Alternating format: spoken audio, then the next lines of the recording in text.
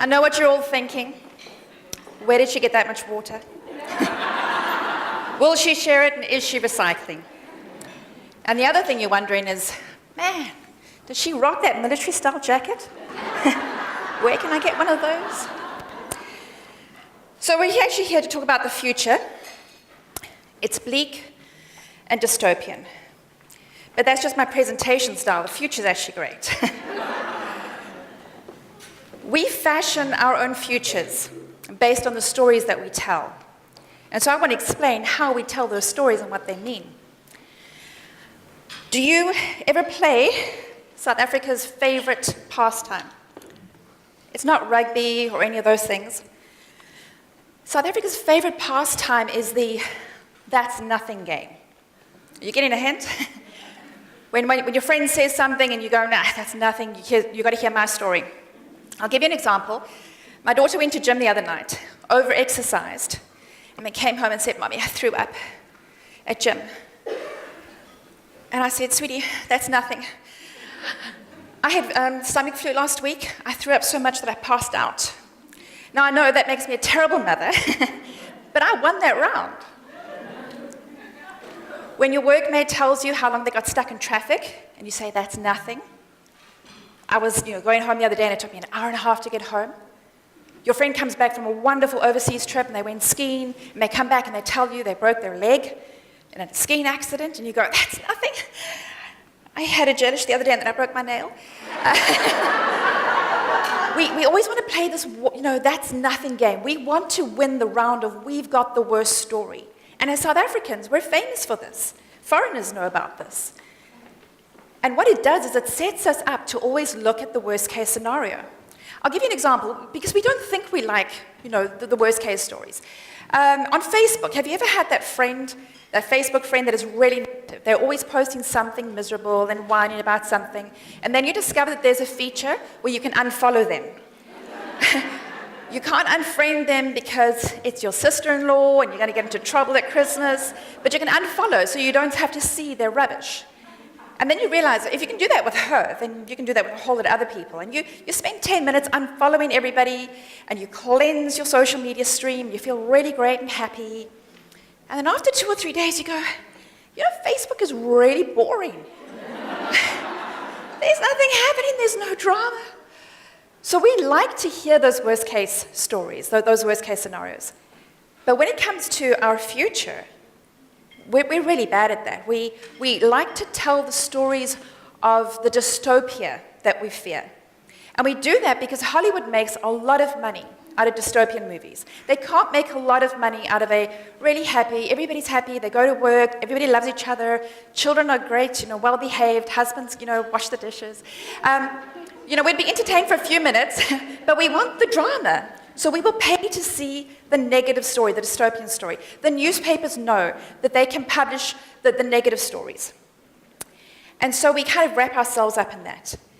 But when it comes to us fearing our futures, it's because of the actual fears that we have, the kind of intangible, I'm in this position right now, but something is coming and I don't like it. I'm not sure what it is, but it makes me feel really, really uncomfortable. These fears are very often vague, kind of undefined. But when we think about them, they come down to the categories of what makes our lives in this room today, really happy.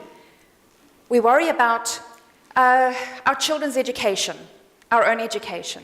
Do we need to get a degree from an overseas institution? Should we send our children overseas? Once we have a degree or some sort of education, will we actually get a job? The job that we have, is it safe, or are we going to lose that? What about physical safety? Our own safety, when we work late at night or when we park in a kind of unsavory part of town, are we physically safe? Is it going to get worse in the future? If there are more people out of work, is that more of a threat to us? We worry about our family lives. We worry about water safety. We worry about food safety. In the future, what's that going to be like? And we can paint these terrible pictures in the future of all the things that could go wrong. For a lot of people, that is really, it's paralyzing.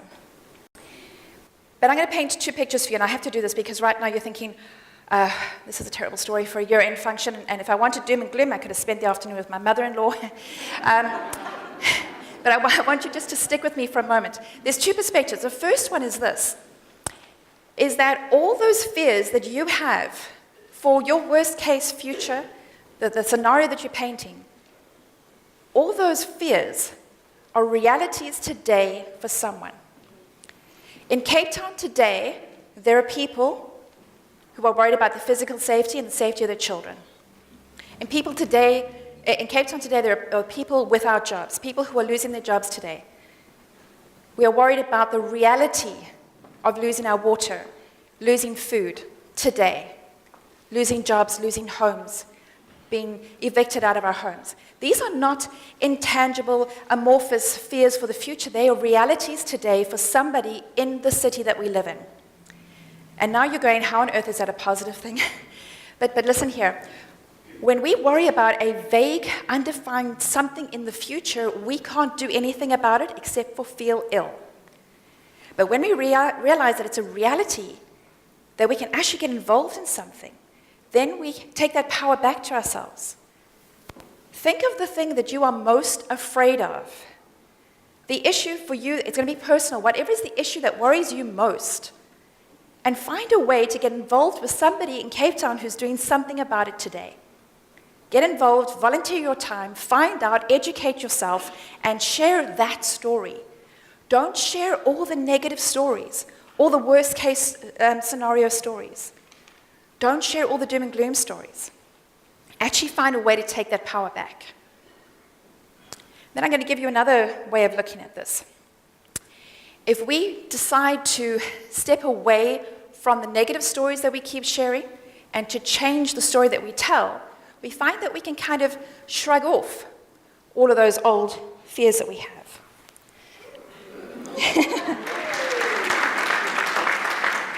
We can discard our fear of personal safety and we can get rid of all of the boundaries that we have, the walls that we create. We can open ourselves up. And there are three ways that we can find sources of new stories to tell. The first one is curiosity. Get curious about the things that are happening in your city and in Africa that are really positive. Get curious about the things, that the amazing people in Cape Town that are coming up with things. There's a UCT artificial intelligence lab that is doing amazing things. I was at a telecoms conference this last week, and there were people from around Africa coming up with new innovations that people from overseas want to tap into. There are organizations, there are societies, there are networking groups that are doing amazing things. Go online and find a site called meetup.com, Meetup. Put in a couple of things that you're interested in or a couple of things you're worried about, and find all of the organizations and groups that get together just to have conversations about the things that are worrying them or the things that they want to share, the knowledge, and they learn from each other. You can get curious, and you can find wonderful new stories to tell about people who are changing the future of our lives. The second thing that we can do is for you to get creative. Because all of us in this room have talents and skills, we know what they are, but dive in a little bit deeper. Find out what else you're creative about. What other things that you can pull out of the wonderful resources that you have in your personality and your mind from your experience. Get creative, find the problem that you have and get creative and put those skills together and find out what else you can come up with. You know, what other solutions are there? What are the problems that you're worried about, and what solutions can you come up with to resolve those? And mix it up with the other people who are doing things, and you start to make magic. You can find new stories to tell about the future. And then the last one is collaboration. Collaboration means coming together. It's people working together to support each other to make us more than what we could be on our own. In this room, with all the people that are here, if we had a mathematical calculation of how many collaboration opportunities there are, it would be a really big number, and we would have really good marks in maths. But the collaboration potential in this room is amazing. If you have got something that you can do that will change the future, find someone to support you in that. If you don't have an idea yet, then you find somebody else who's doing something amazing, and you go alongside them. Volunteer your time or even your support or share their story online on social media. But find the great stories where people are changing things in society and support them and tell their stories. The stories that we tell about the future shape our future. Ladies, our future is sexy, and it is bold, and it is full of opportunity. And that is the story that we want to tell. Thank you.